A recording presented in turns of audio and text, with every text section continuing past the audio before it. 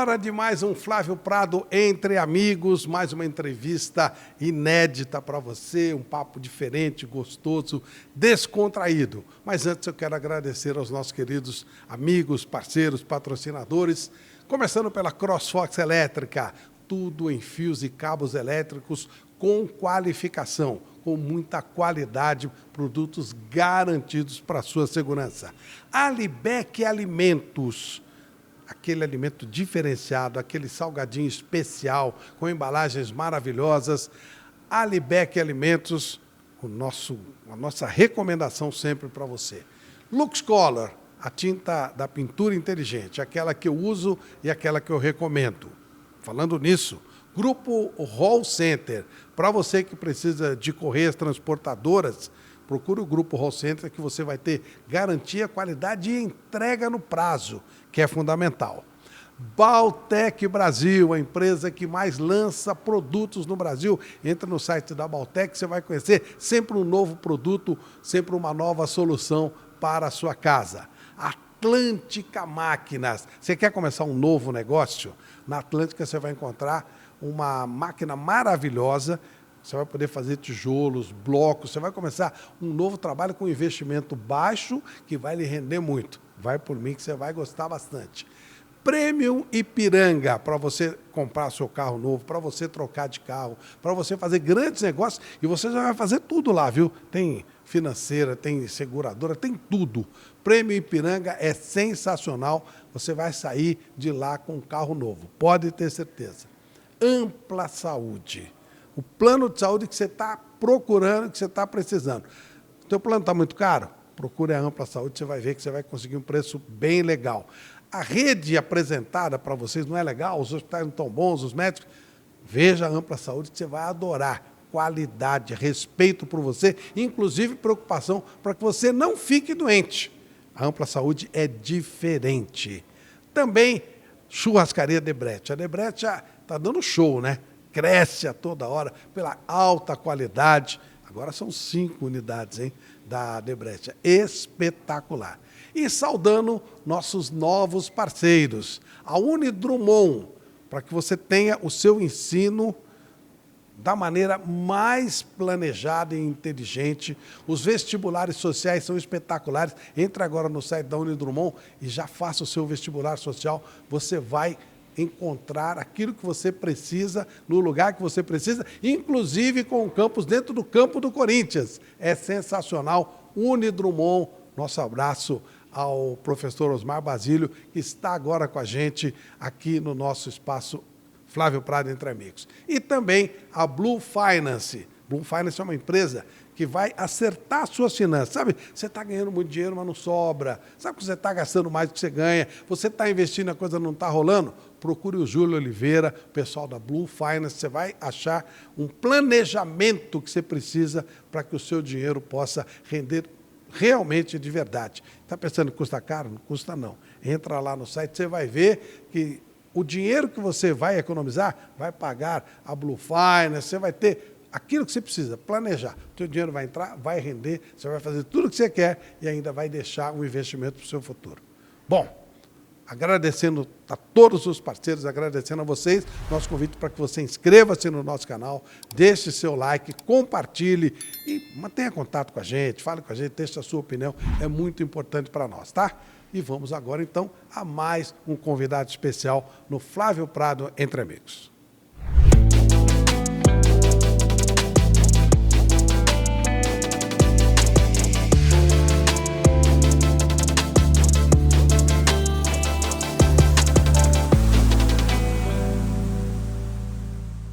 Vamos para mais um Flávio Prado Entre Amigos, recebendo um querido amigo, competente técnico de futebol, homem da bola desde sempre, Maurício Copertino conosco para falar um pouquinho de futebol, de vida e contar um pouquinho, né, desse momento atual que nós estamos vivendo no nosso futebol.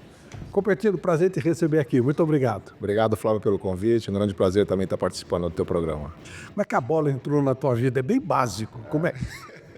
Como 90%, né, da minha época, né, eu sou da geração de 70, né, eu nasci de 70 e o sonho de ser jogador de futebol e depois disso aflorando a continuidade dentro do futebol, né, como treinador.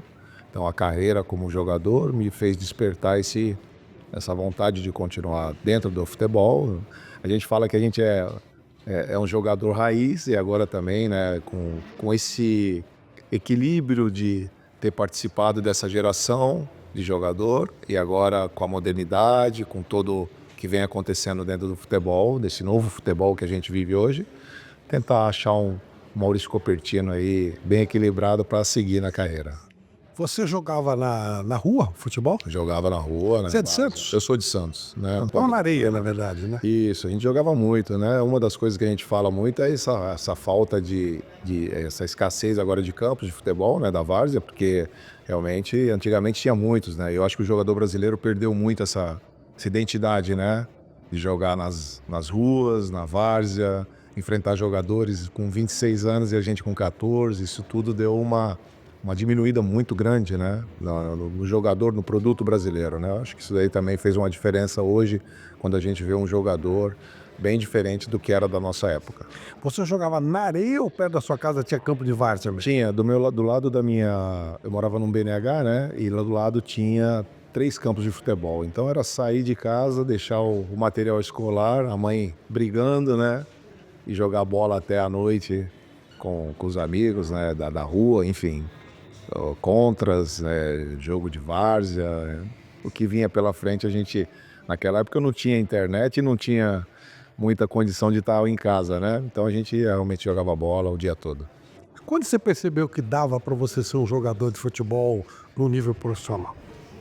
Quando eu estava próximo dos meus 18 anos, que o Nenê Bellarmino era um treinador muito conhecido aí, foi um ex-jogador do Santos Futebol Clube, um cracaço. Ele me puxou para a equipe sub-20 do Santos, né? Na época. Você jogava onde? Eu jogava no Santos, na categoria de base do Santos, né? No sub-15. Como é que você chegou lá? Eu cheguei através de um treinador, né, chamado Eduardo Jenner, que era um treinador do Portuários, um clube tradicional de Santos. Sim, maravilhoso. Né? E através do Portuários eu me destaquei na equipe Mirim, a infantil.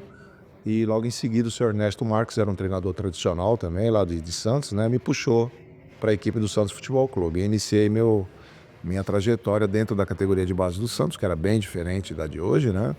Mas que comecei a praticar o futebol, confesso que eu era um zagueiro raiz, né? Um zagueiro realmente que aprendeu a jogar futebol, não tinha o dom de jogar futebol, mas tinha algumas características importantes, né?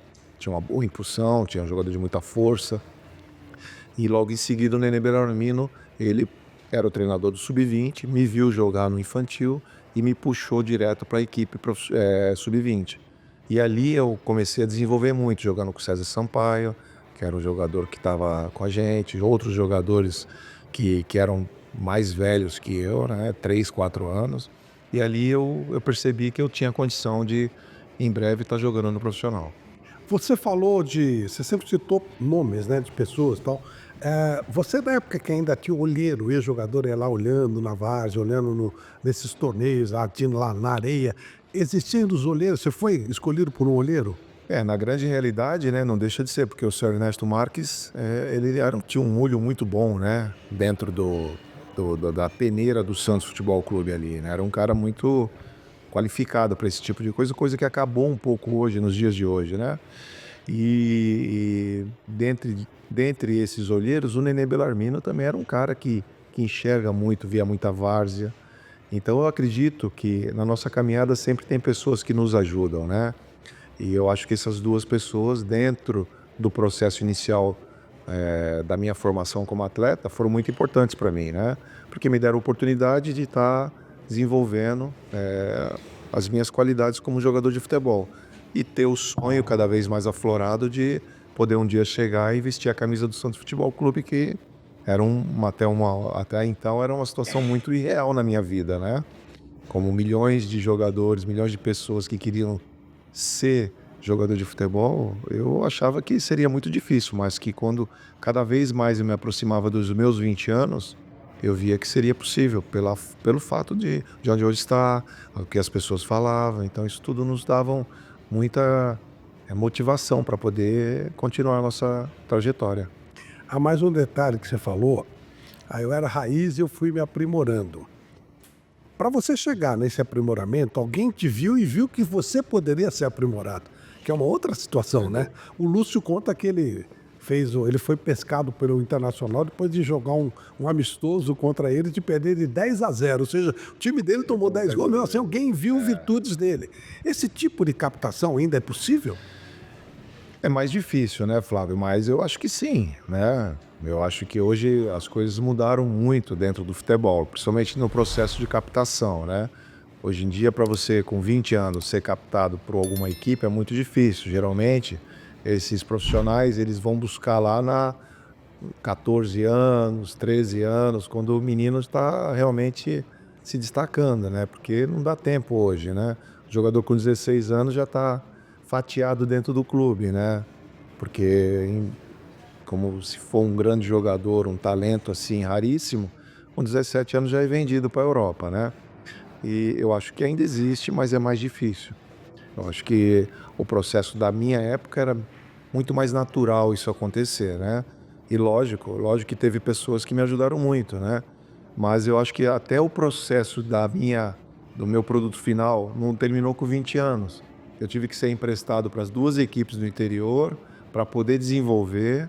E aí no meu retorno para o Santos, o professor Evaristo de Macedo pediu a minha reintegração, que também foi outra pessoa que me deu a oportunidade de iniciar na equipe do Santos, de verdade, na equipe profissional, com 23 anos.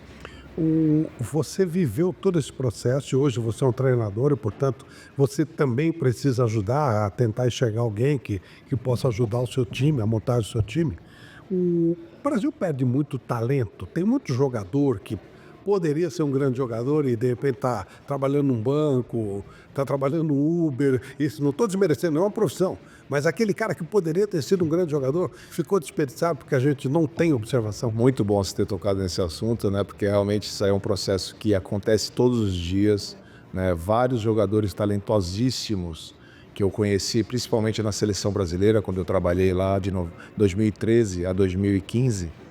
E eu vi jogadores assim maravilhosos na base do Brasil que foram para a Europa ou foram para o mundo árabe e ficaram pelo caminho. Realmente o Brasil ele desperdiça muitos talentos, né?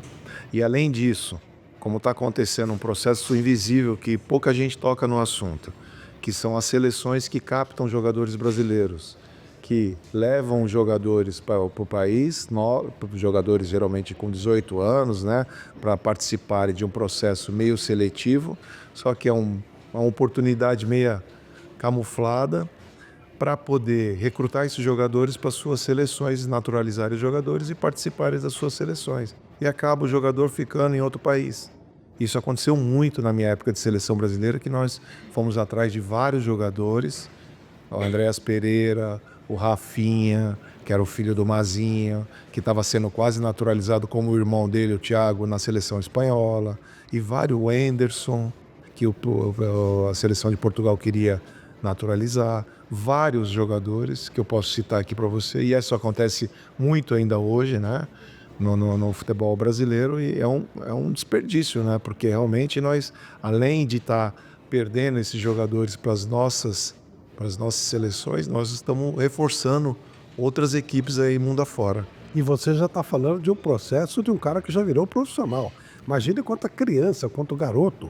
Muita gente fala que às vezes encontra meninos jovens na Europa que estão lá tentando voltar para o Brasil, foram levados por uma ilusão e acabaram nem conseguindo fazer teste, ou se fizeram, foram descartados rapidamente, não conseguem nem voltar para o Brasil. Sem dúvida, isso deve existir muito, né? Realmente é uma situação difícil até de comentar, porque o Brasil ainda é o país que mais exporta jogadores jovens para o mundo. E você imagina, né? Oficialmente saem quase 1.000 atletas cada temporada.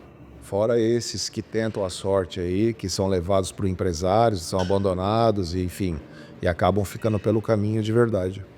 Maurício, qual foi o maior momento da sua carreira como jogador? Como jogador, eu acredito que foi em 1995, né? Quando a gente estava... O Santos Futebol Clube, na grande realidade, o Santos Futebol Clube estava falido naquela época, né? E o Pelé, junto com o Samir Abdurrak, que era o seu advogado na época, foram os únicos interessados em pegar o clube para poder resgatar, porque o Santos só tinha a Vila Belmiro. E dentro daquele processo de renovação, eu estava presente, junto com o Giovani, com o Narciso, o Marcelinho Paraíba, Marcelo Passos, o Edinho, filho do Pelé. E o Santos não tinha mais dinheiro para absolutamente nada. E nós iniciamos o Campeonato Paulista sendo dirigido pelo Joãozinho, um ex-jogador do Santos, que jogou, né, irmão do Bezerra, que foi jogador de São Paulo. E dentro daquele processo, eu acho que foi a virada de chave do Santos. Por que eu te falo isso? No final, eu não participei, eu participei só até junho, e o Santos foi vice-campeão brasileiro, perdendo para o Botafogo numa final polêmica.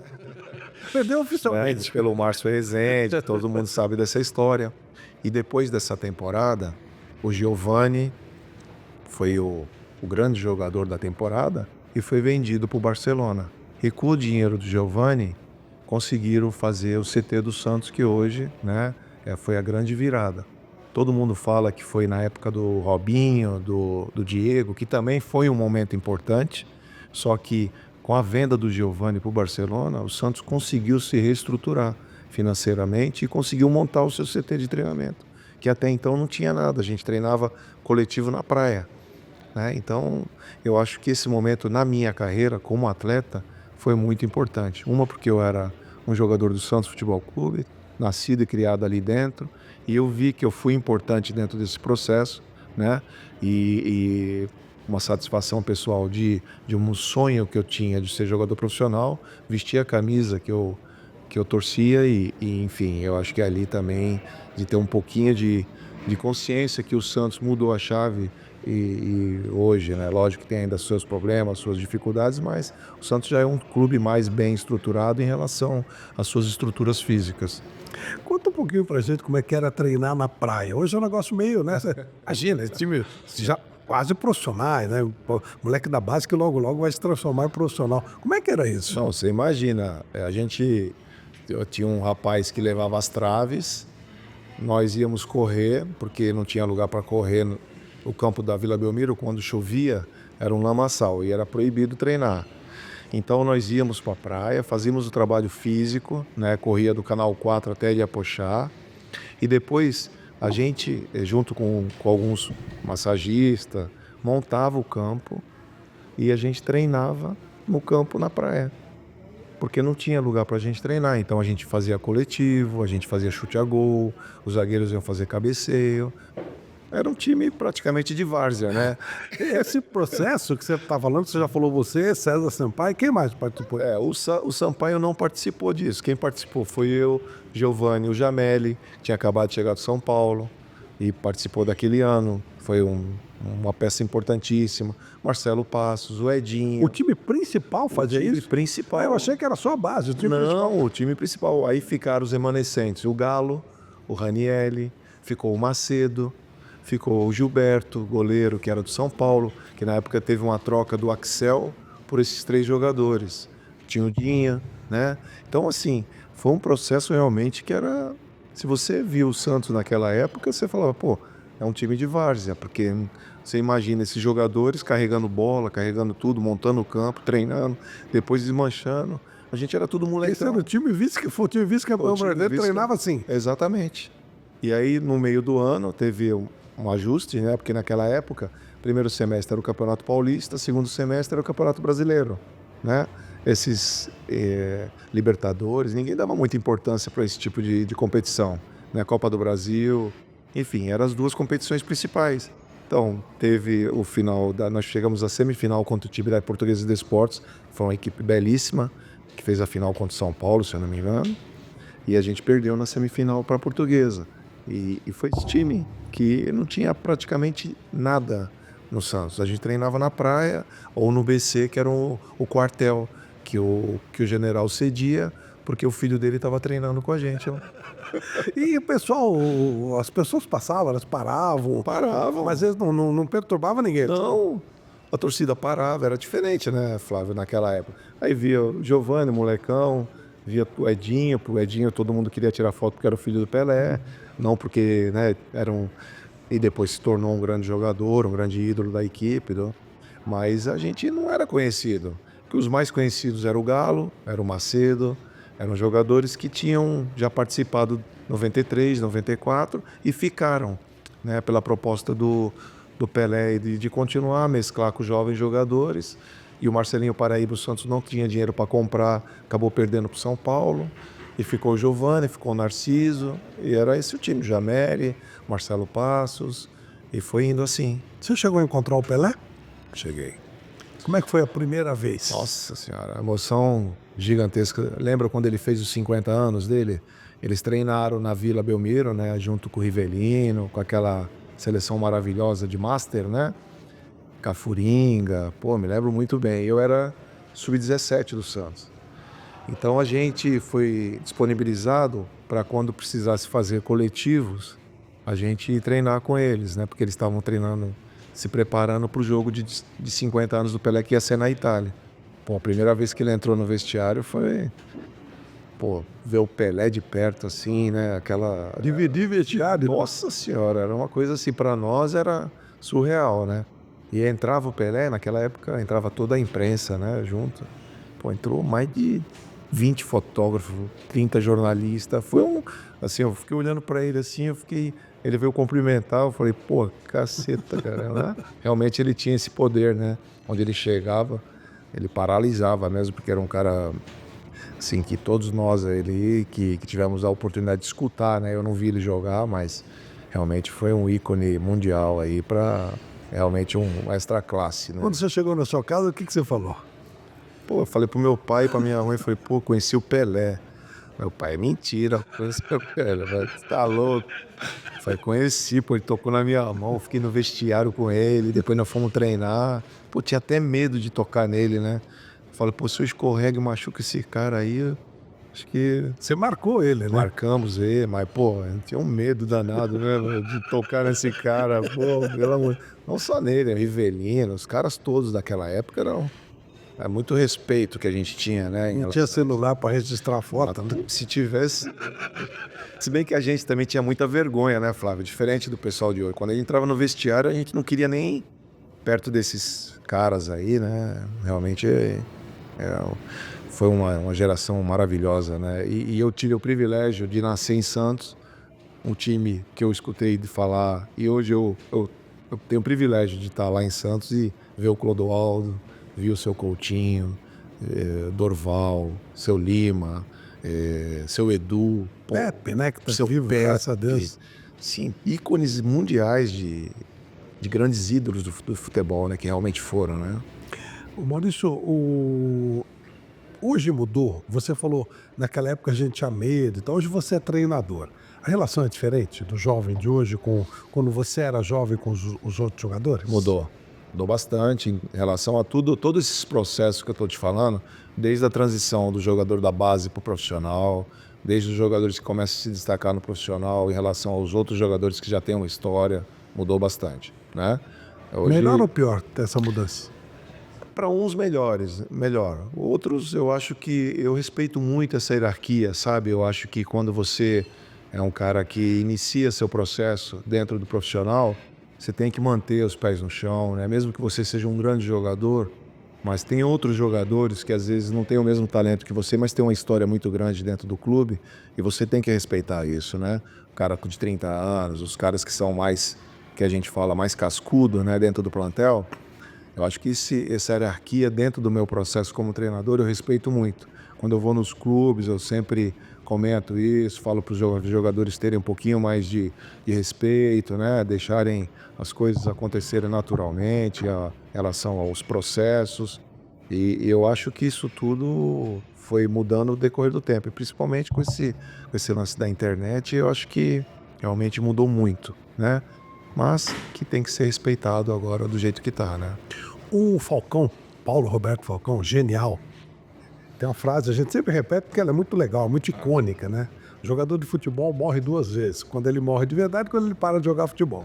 E alguns não conseguem parar, como foi o seu caso. Você deu sequência. Como é que foi a ideia de ser treinador?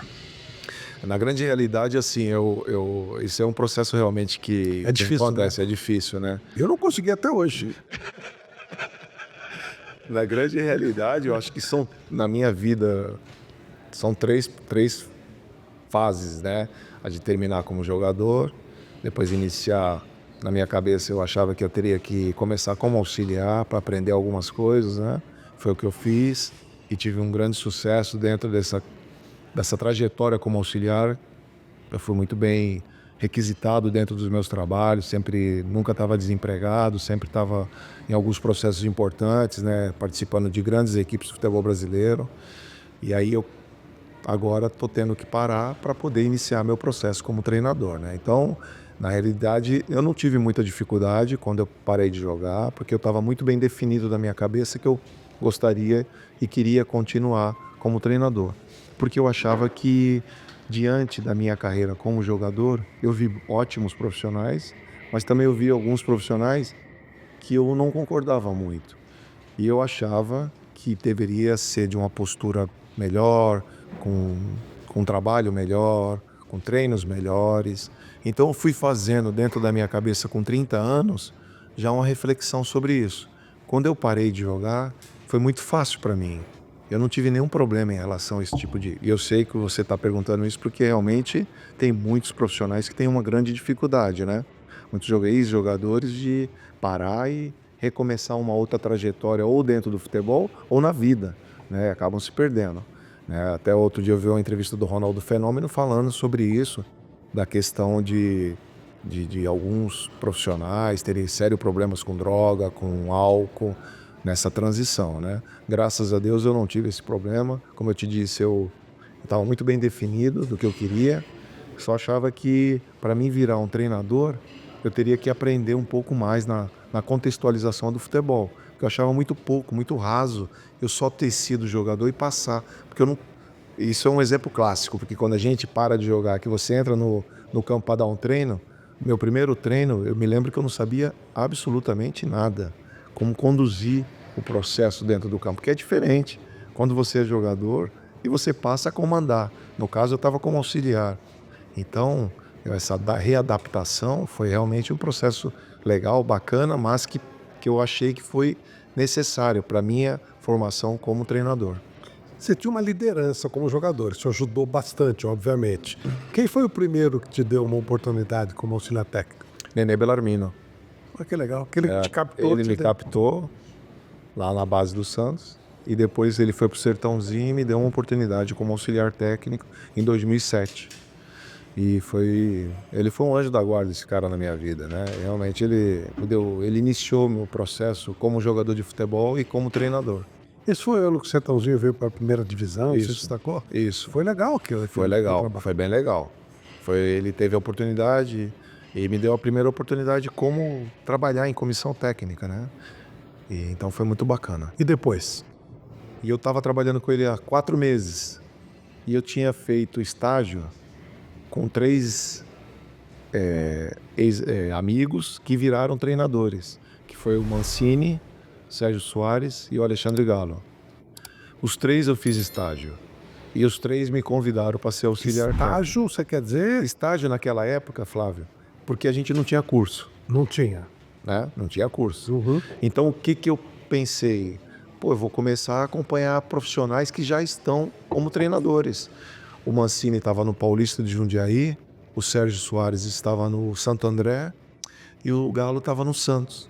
Pô, só deu coisa boa. Então eu fiquei 10 dias com o Mancini, depois eu fiquei 5 dias com o Sérgio Soares e fui aprendendo como que a gente tinha que fazer. Os estágios era isso. O clube autorizava, você ia, ficava com um período acompanhando o treinamento e eles iam passando pra gente mais ou menos como é que era e aquilo ali a gente ia aprendendo. E quando eu estava com o Nenê Belarmino, o Galo foi pro Internacional de Porto Alegre substituir o Abel Braga e me convidou para ser seu segundo auxiliar. E ali eu iniciei o processo em grandes equipes, trabalhando como auxiliar técnico do Galo e depois eu acompanhei ele durante 7 anos em muitos clubes aí do futebol brasileiro. E aí esse foi o processo que iniciou a minha carreira, né? E depois da seleção brasileira que eu fui com o Alexandre Galo também, eu separei, nós ficamos, eu segui minha trajetória e o Vanderlei Luxemburgo foi para a China, recebeu um convite e ele viu que eu estava em disponibilidade no mercado e me convidou para acompanhá-lo na sua comissão técnica na China. Aí que começa a tua relação com o Luxemburgo, que é muito marcante. Claro, seleção é seleção, é uma marca que não dá para tirar. Mas a gente começa a te reconhecer mais diretamente com o Luxemburgo. Como é que foi essa parceria? Foi ótima para mim, né? Foi ótima porque, uma, pela figura emblemática que é o Vanderlei Luxemburgo, um cara, na minha opinião, um dos 5 melhores treinadores da história do futebol brasileiro, sem sombra de dúvida. Concordo plenamente. É um cara que eu acho que está sendo, de uma certa forma, injustiçado, até pelas opiniões de alguns profissionais que às vezes não conhecem tanto a história dele, sabe? Mas é um prazer realmente maravilhoso na minha vida. Foi um MBA que eu fiz com ele, nesses 4 anos que eu tive com ele. Aprendi muito, me completou muito como profissional. Em alguns momentos, assim, cruciais que eu vi ele fazendo as coisas, sabe? Que eu vi realmente o quanto que ele é talentoso como treinador. Mudando o jogo, mudando placar. Eu vi ele fazer várias vezes. Assim, de ele bater o olho e eu não enxergar aquilo que ele estava enxergando e ele querendo falar para mim, eu falei, pô, mas o que você tá vendo aí? Fala para mim. Depois que ele fala, eu falei, puta merda, isso aí é... Então, assim, realmente um ícone para mim, uma grande referência, né? E ter trabalhado com ele me oportunizou que outros profissionais e a imprensa em geral me conhecessem o meu trabalho, porque ele foi um cara muito generoso comigo. E dentro dos trabalhos dele, ele me dava muita liberdade para trabalhar. E ali eu conseguia mostrar o meu trabalho. Porque se você é um repórter, vai ver um treino, se você acompanha, se você escuta os outros profissionais falar, eu acabei sendo reconhecido nos grandes centros do futebol brasileiro. Que eu acompanhei ele em 4 equipes aqui no futebol brasileiro. Palmeiras, Vasco da Gama, Cruzeiro e Corinthians. Se você for ver, Rio de Janeiro, São Paulo e Belo Horizonte. Os grandes centros. Os grandes centros do futebol brasileiro. A maioria dos profissionais de imprensa viram trabalhar. E isso me oportunizou, realmente, né? Além dos profissionais que trabalharam comigo, de mostrar o meu trabalho com o trabalho do Vanderlei. Você falou das mexidas táticas do Vanderlei, que eram realmente sensacionais. Isso dá para ser assimilado ou isso é dom? Eu acho que é dom e coragem, sabe? E nós, novos treinadores que estamos surgindo, eu acho que isso é uma pitada que nós temos que ter. Porque não adianta você só chegar numa equipe grande, você tem que fazer a diferença em certos momentos. Porque uma mudança tática, uma mudança de jogador, uma mexida dentro do jogo, realmente você tem que sair desse pragmatismo que existe hoje, sabe? E isso eu vi muito ele fazendo, e eu levo muito isso comigo. Eu sou um cara que, nos meus trabalhos autorais que eu fiz, eu tenho muito isso comigo, sabe? De mudar, de querer... dentro das alternativas do jogo, procurar fórmulas para a gente poder, às vezes sem alterar a equipe, mexer no jogo. Isso eu aprendi com ele, porque realmente eu vi ele fazendo várias vezes, não foi uma vez só. Então, eu acho que nós, como eu te falei, né, jovens treinadores que estamos surgindo e outros que já estão na caminhada, além de ter o seu talento, o seu conhecimento, o cara tem que ter coragem de fazer as coisas. Porque é exatamente isso que eu vejo que um jornalista percebe quando vê um treinador e o treinador. Porque ele vê que o cara teve, além de ter a visão, de fazer a leitura do jogo, ele teve a coragem, porque se o resultado der negativo, realmente estoura tudo nele. Como estoura se for de qualquer maneira, né? Mas é aí que você vê que o grande talento começa a aparecer como um grande jogador, enfim. Nessas mudanças, realmente, eu acho que faz a diferença. E relacionamento humano, porque muito do... O Muricy teve aqui e disse assim, olha, 20% você pode mexer taticamente, mas 80% é relacionamento. Se você não tivesse bom relacionamento, a coisa não vai girar. Esse relacionamento humano do tempo que você jogava para hoje, um técnico daquela época, se não mudasse os métodos, ele conseguiria fazer a coisa fluir agora ou não tem jeito, tem que mudar? Relação interpessoal é o alicerce principal de qualquer trabalho. Aqui no Brasil, é fato isso. Não tem, na minha época aqui e na época atual, se você não tiver um relacionamento importante, que eu digo não só da sua pessoa, treinador de futebol, e dos seus componentes, comissão técnica, com o grupo de jogadores, você não anda. Realmente isso daí faz uma diferença. Antes de vir o plano tático, antes de vir os conceitos os princípios de jogo que você tem que ter dentro da tua equipe, que você quer implantar, da metodologia da parte física, que hoje mais ou menos é muito parecida, né? Os profissionais sempre estão adotando o mesmo método, mas esse tipo de situação dentro dos elencos é fundamental. Eu também concordo muito com o que o Muricy falou sobre isso e a gente vê que se você não tiver uma boa relação, as coisas é mais difícil de acontecer. E eu perguntei para o Luxemburgo se ele mudou isso. E ele disse assim: quando eu era mais jovem, eu tratava meus jogadores como se fossem meus filhos. Hoje eu trato como se fossem meus netos. Ou seja, teve que abrir mão de alguma coisa. É isso, Maurício, mudou tanto assim? Mudou. Eu, inclusive, o Vanderlei, né? A prova viva que eu não tive a oportunidade de estar com ele quando ele era o treinador do Palmeiras Parmalat, que era o Edmundo, aquela turma toda. Mas as histórias que eu ouço, né, e que ele me relatou, era muito diferente, né? Tanto ele com o jogador, como a reação dos jogadores para com ele. Hoje, se ele falar de uma maneira que ele falava com o Edmundo, talvez o jogador não ande mais em campo. Ou vice-versa, de repente ele pode ter algum problema até maior. É verdade. Né? Então ele teve que mudar também, porque realmente mudou bastante o perfil dos jogadores e essa relação, ela se desenvolve. Eu acho que ele percebeu também isso, né? Com o decorrer dos trabalhos que a gente foi fazendo nessas equipes que eu citei para você. E o lá fora é a mesma coisa também ou não? Lá fora muda, Flávio. Eu tive a oportunidade de trabalhar como treinador na China. Meu trabalho foi o primeiro trabalho autoral, 2017, 2018. E na Emirados Árabes, o ano passado, 2023. Lá não existe esse fator emocional que a gente, né, tem aqui no futebol sul-americano, né, que eu acho que é um fator muito social também, envolve outras coisas, né? De jogadores com a situação social difícil, família humilde. Lá fora é difícil. Nos Emirados Árabes, os caras vão para se divertir. Eles não têm nenhum compromisso profissional. Estão preocupados sobre placar. Na China é diferente. Também estão querendo aprender. Na época que eu estava lá, então eram outros conceitos. Não adianta você fazer uma palestra motivacional. Você tem que fazer uma palavra educacional, ensinar realmente como chuta, o que ele tem que fazer, ser um pouco didático, né, com esse tipo de jogador. Aqui no Brasil não, aqui no Brasil envolve realmente, são outras situações. Hoje o nosso mercado está cheio de técnicos estrangeiros de todos os níveis. Eles se adaptam ao futebol brasileiro ou os brasileiros se adaptam a ele? Como é que você está vendo isso? Esse ciclo está sendo interessante para a gente, né? Porque realmente tem cases, os cases de maior sucesso são do Abel no Palmeiras, né? E o Jorge Jesus no Flamengo, né? E os outros a gente também está tendo ainda um processo dentro desse processo, né? Que é o de conhecer, de saber. A gente não sabe, tem profissionais que chegam aqui e ficam pouco tempo, como o Jorge Sampaoli, que já fez 2 ou 3 trabalhos e realmente aconteceram coisas boas e coisas ruins. Então, realmente, eu vejo isso como um grande aprendizado para todos nós.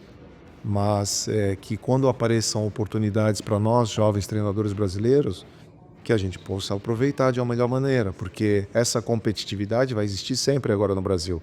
Eu não vejo mais o futebol brasileiro sem treinadores estrangeiros, né? Isso é uma realidade que nós temos que enfrentar. Em contrapartida, esses jovens treinadores que estão aparecendo vão ter que realmente mostrar resultado. Para que essa competição e para que a própria opinião pública possa falar, opa, está começando a mudar, está começando a vir novos profissionais aí com capacidade técnica, capacidade de conhecimento para poder enfrentar esse mercado, né? E até começar a invadir o mercado alheio, né? Europeu principalmente, que a gente não tem nenhum representante, tirando o Silvinho que está lá, Paulo Turra estava em Portugal, né? Mas são poucos profissionais que têm essa oportunidade de estar trabalhando lá. Então, reconquistar o mercado nacional, na minha opinião, é o mais difícil que está sendo, né, para nós hoje, entrar nesse mercado nosso mesmo para poder mostrar o nosso valor. Você vê muito futebol Que tipo de profissional você tem? Cara que é fissurado, maluco, tem cara que gosta mais de estudar, tem cara que quando tá sossegado. Como é que é você? Eu assisto bastante, né? Eu tenho o programa All Scout em casa, então eu não fico na programação das TVs. Esporadicamente, como ontem, né? Eu assisti a final da Eurocopa, a final da Copa América, quando é uns jogos importantes, ao vivo, né? Porque realmente não tem como perder esses jogos importantes do Campeonato Brasileiro também. Mas eu assisto todas as competições que eu posso. Eu estou muito antenado na Série B, que eu acho que é um nicho que eu, de repente, posso entrar, né? Então, conhecimento dos atletas, porque eu trabalhei muito tempo na Série A. Então, eu conheço muito jogador da Série A. E é um outro tipo de atleta, a Série B. Eu estava na Série C, que é um outro tipo de atleta. Então, vejo diversos jogos aqui no Brasil. Meu nicho está focado muito aqui. Algumas partidas do futebol europeu eu assisto, sim, mas eu acho muito diferente. Muitas coisas eu acho que eu penso diferente, sabe? Com as características dos jogadores, com as características, metodologias que eles usam lá. Eu acho que para você usar o que eles usam lá é uma utopia aqui no Brasil. Eu não posso comparar grandes trabalhos do futebol europeu com o futebol aqui do Brasil. Os trabalhos autorais que eu vejo com o maior case aqui, o Abel, que está há 4 anos no Palmeiras, o Renato Gaúcho, alguns profissionais que estão em times menores, mas é muito diferente de um case de um trabalho de sucesso na Europa. Um grande trabalho, Pep Guardiola, Klopp, são trabalhos que têm mais de 5 anos, né? Com a estrutura física, com a estrutura financeira, realmente muito diferente do que a gente vive. Aí aparecem o Smith, no que está no Benfica, que eu gosto muito dele, é um alemão, mas ele está há pouco tempo. Também tem o mesmo problema que a gente, quando perde lá, os caras querem mandar ele embora.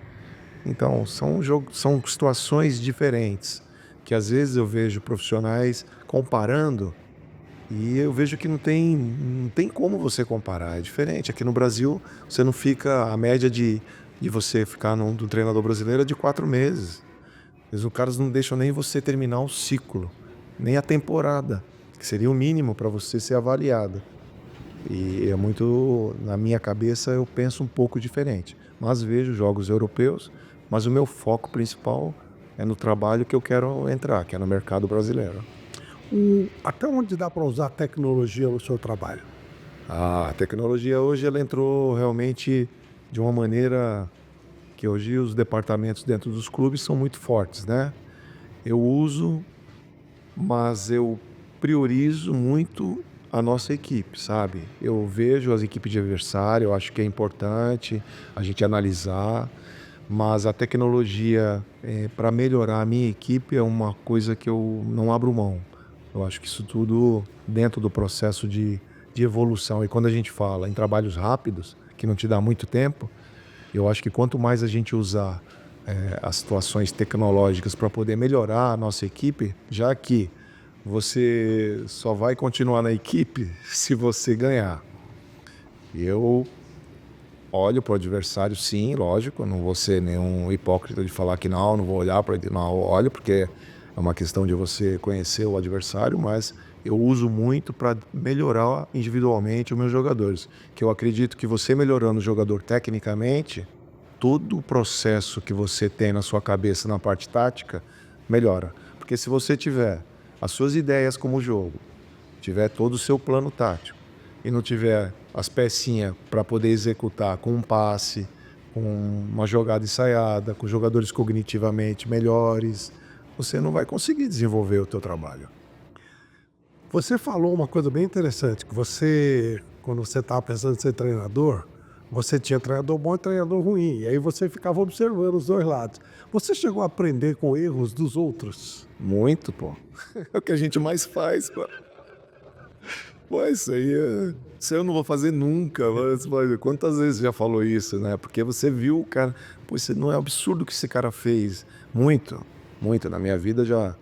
Imediato isso, né? E cada vez que você vai ficando mais experiente, você vai tendo isso mais rápido na sua vida. O cara fez a M ali, você falou, putz, eu não vou fazer, cara. E no processo como treinador também aconteceu muito, né? Eu trabalhando como jogador, eu vi umas coisas assim muito boas, como eu vi também coisas absurdas.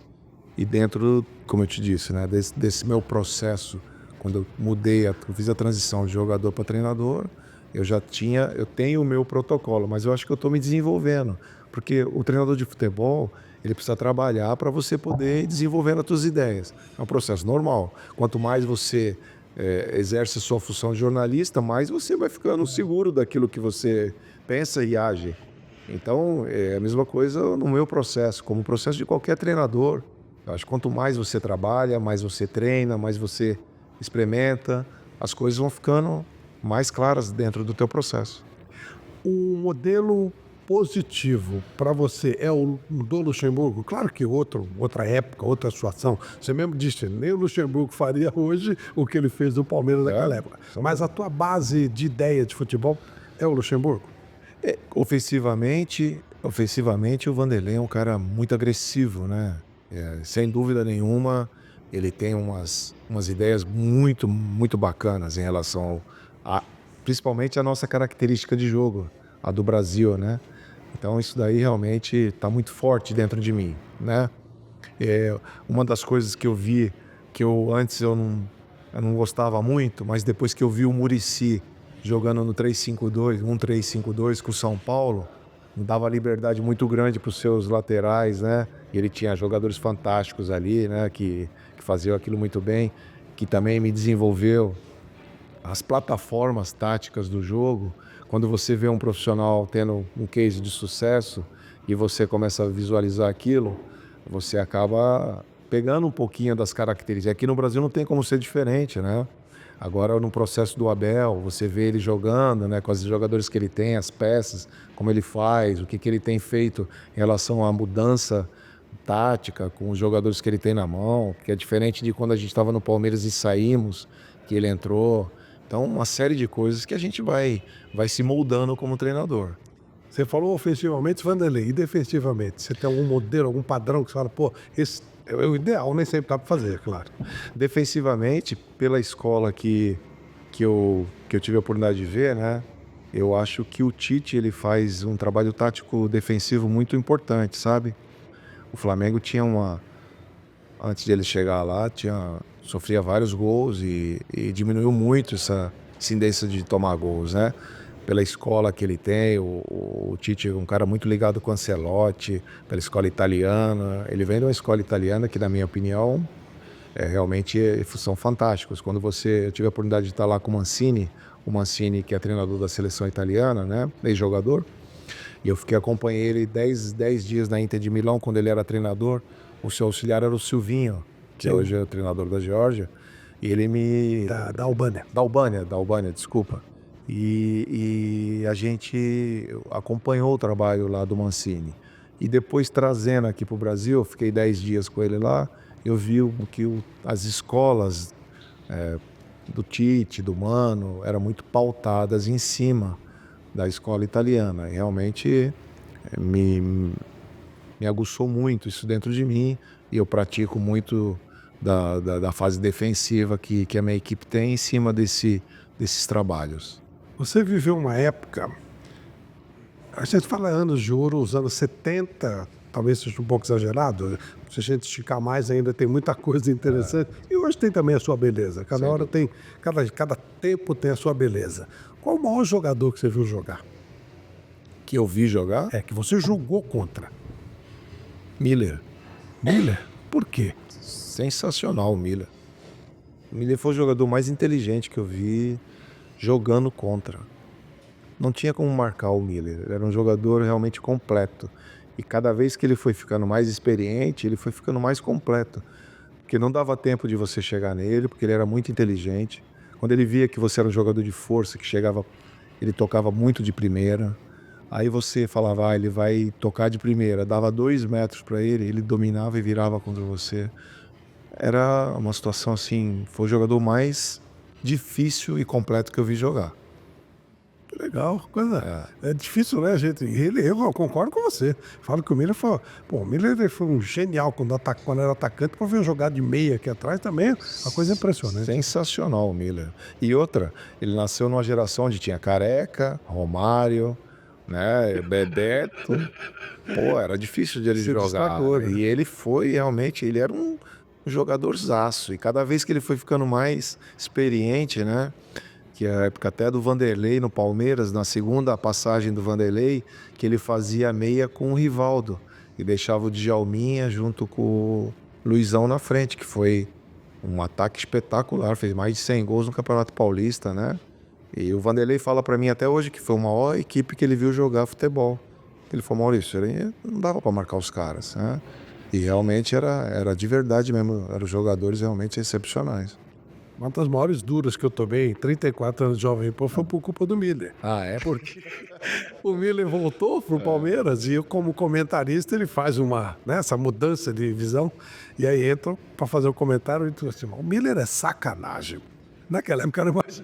Aí entra uma vozinha lá do dono da Jovem Pan, pô, vai falar sacanagem na tua casa. Eu tô aqui na minha rádio. Mas eu falei, mas ele é sacanagem. Ele falou, se falar no ar, não vai falar de novo.